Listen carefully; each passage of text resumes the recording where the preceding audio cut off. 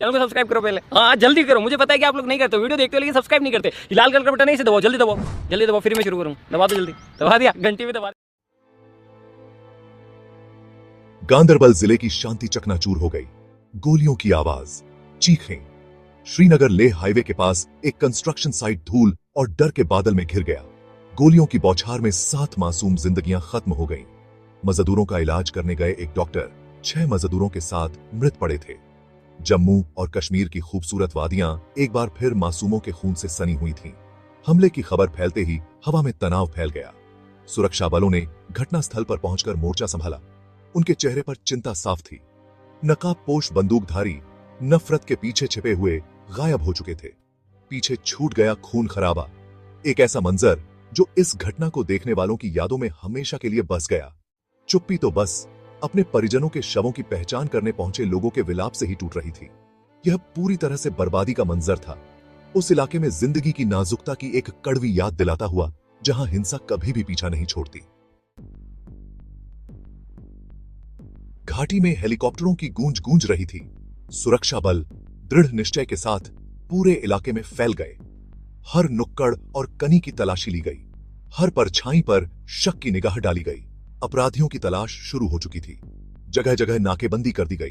गाड़ियों को रोका गया और उनकी तलाशी ली गई। आतंकवादियों को पकड़ने के लिए अधिकारी कुछ भी करने को तैयार थे। दबाव बढ़ता जा रहा था। देश न्याय की मांग कर रहा था। पीड़ित परिवारों को जवाब चाहिए था। इस हमले से पूरे समुदाय में दहशत फैल गई। लोगों के दिलों में डर और अनिश्चितता घर कर गई। सबके मन में एक ही सवाल था, आसान लेकिन खौफनाक अगला नंबर किसका होगा। चारों तरफ अफरा तफरी का माहौल था। सुरक्षा बल लगातार काम कर रहे थे, लेकिन स्थानीय लोगों में दहशत साफ दिखाई दे रही थी। हर कोई बस यही जानना चाहता था, ये दुःस्वप्न कब खत्म होगा। पूरा देश गुस्से और गम में डूब गया। संसद भवन से लेकर श्रीनगर की सड़कों तक हर तरफ न्याय की मांग उठ रही थी। सभी राजनीतिक दलों ने इस हमले की कड़ी निंदा की। प्रधानमंत्री मोदी ने भावुक होकर देश को संबोधित किया। उन्होंने वादा किया कि अपराधियों को न्याय के कटघरे में लाया जाएगा और उनकी इस कायराना हरकत को बख्शा नहीं जाएगा। गृह मंत्री अमित शाह ने भी यही भावनाएं व्यक्त की और दोषियों के खिलाफ तेज और कड़ी कार्रवाई का वादा किया। अंतर्राष्ट्रीय समुदाय ने भी इस हमले की निंदा करते हुए भारत के साथ अपनी एकजुटता दिखाई। दुनिया भर के नेताओं ने अपनी संवेदना व्यक्त की और आतंकवाद के खिलाफ लड़ाई में अपना समर्थन देने की पेशकश की। संदेश साफ था, आतंकवाद को बर्दाश्त नहीं किया जाएगा। सेक्शन 4, एक खौफनाक शुरुआत। निशाने पर इंफ्रास्ट्रक्चर। यह कोई आम हमला नहीं था। यह कश्मीर के विकास पर एक सोची समझी चोट थी। यह कंस्ट्रक्शन प्रोजेक्ट, जो इलाके के इंफ्रास्ट्रक्चर की एक महत्वपूर्ण कड़ी थी, लोगों को जोड़ने, प्रगति और समृद्धि लाने के लिए बनाया जा रहा था। इस प्रोजेक्ट को निशाना बनाकर आतंकवादियों ने एक खौफनाक संदेश दिया था। वे प्रगति को रोकना चाहते थे, डर का माहौल बनाना चाहते थे और कश्मीर के लोगों को हिंसा और अविकास के चक्रव्यूह में फंसाए रखना चाहते थे।